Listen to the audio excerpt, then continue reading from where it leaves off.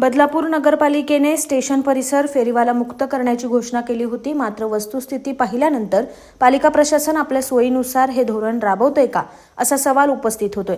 पालिका कर्मचाऱ्यांची पाठ फिरताच फेरीवाले पुन्हा स्टेशन परिसरात ठिय्या मांडत असल्याचं पाहायला मिळते.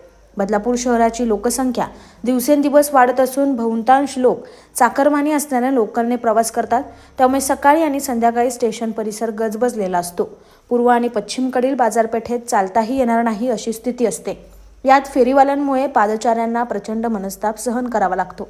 पालिका कर्मचाऱ्याची पाठ फिरताच स्टेशन परिसरात फेरीवाले ठाण मांडत असल्याचं दिसते. शिवाय छोटे मोठे भाजी विक्रेत्यांनीही पालिकेच्या आदेशाला केराची टोपली दाखवत आपला व्यवसाय सुरूच ठेवलाय.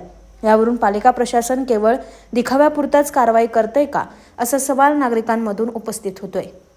Bureau report, AB fast news, Badlapur.